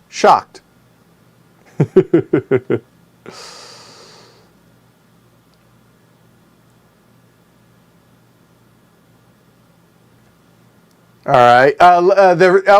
Carla says you might really like the early Lee Child novels. Very gratifying. The Jack Reacher, I actually tried, but they're checked out at the library. So that's why I started with the James Patterson ones. So the Reacher books are planned eventually. Have I heard anything about Corrosion from Capstone, the game? Not a lot, Aaron. But hopefully will soon when I talk to Clay.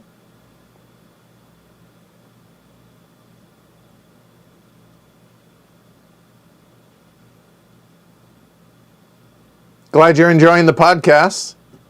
Project Hail Mary. Yes, that's it, Genway. Yes. I've heard nothing but good things about it. So I currently have it checked out at the library. Like, it's currently here waiting to go camping. So I'm looking forward to that. And yes, Battlefield Earth. That was it. Loved that book. That was really good.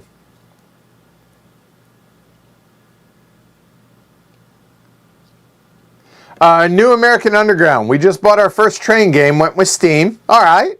Which 18X should we have started with or go to next? To be clear, Steam's not an 18XX. Those are very much its own animal.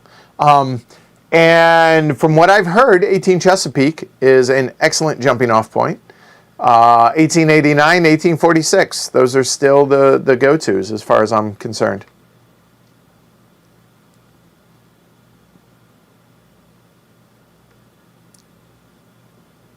Nice stuff. Hadrian's Wall, I haven't played, but I've heard mixed things on Hadrian's Wall, but it's on the list as well, but I will put it on here.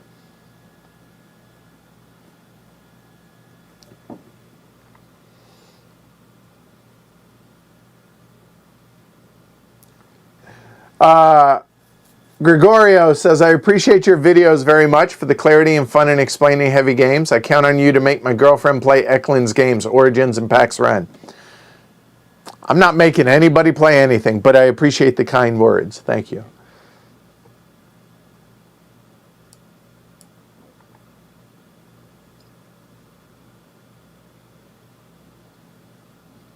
Yeah, Versailles 1919 is also on the short list of games soon. My favorite dice worker placement and or dice drafting games, I mean, Madeira's got to be up there. I need to make a list of those, but I'm sure the herd can ask or can answer that. But Madeira's got to be way up there.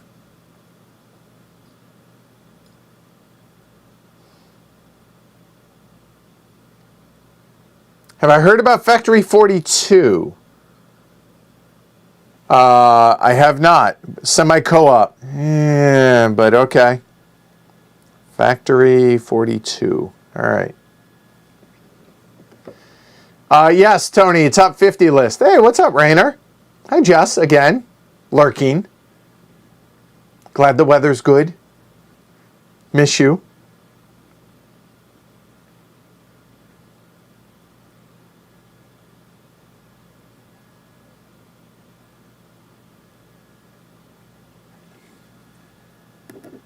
Preston and Child, okay.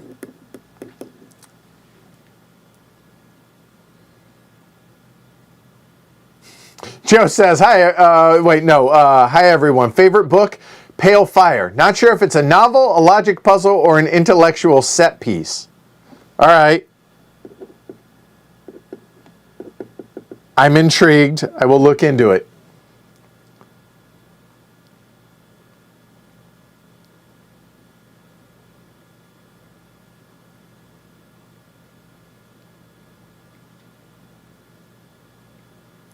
Yeah, we've already talked about Origin, Origins, Rainer, on the 16th, 2:45 p.m. Eastern. Yep. Ooh, Crystal Palace, good call on Dice Draft. I really enjoyed that. Yes. What heavy game would I like to see a second edition of? Just one, Derek? Oy vey.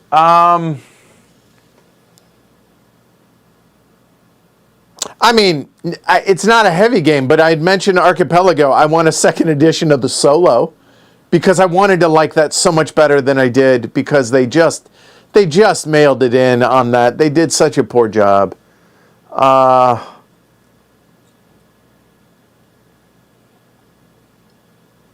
Trying to think that I would like a new version of.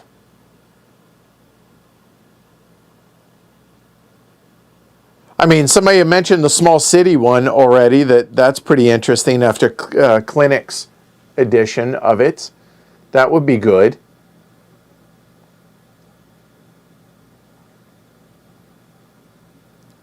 Oh, that's awesome. And New American Underground says, P.S. Quebec is a big hit with our group. Thanks from our crew to you and the HC team for bringing that to us.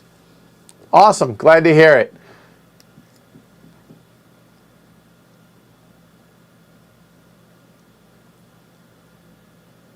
There you go. And somebody had asked about Tabanusi.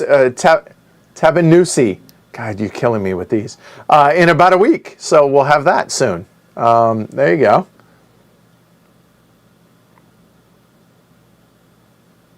And Carla says Quebec is a lot of fun as well. Yep. New version of Automobile, right? That's coming. So that definitely is going to be up there. That I'm really excited about that. Second edition of Quebec would be nice, but again, I don't know how heavy that is. I mean, it's midway, but I hear you. We have not done Yinzi yet, but we will be.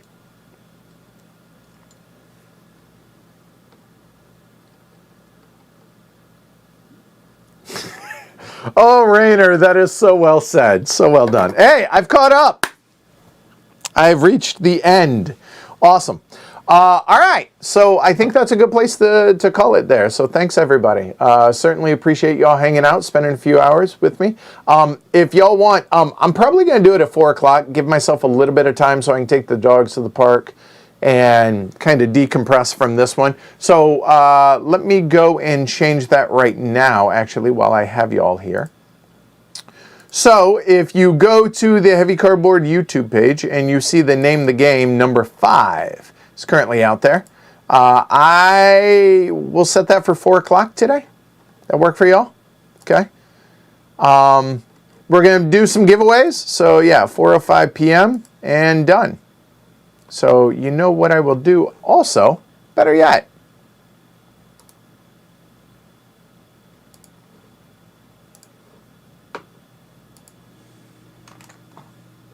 There you go. There's the link.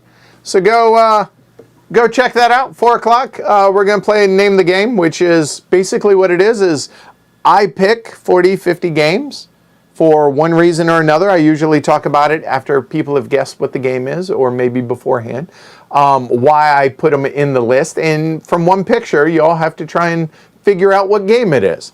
It's not a race. You don't have to be the first one. It's not anything like that. And we'll do some giveaways for that as well. So it's just a fun little way. It's interactive TV. It's a fun little game that I started doing on Twitter 5-6 years ago and brought it to YouTube, and we've had a lot of fun. Haven't done one of these in like a year. Some of them will be repeats.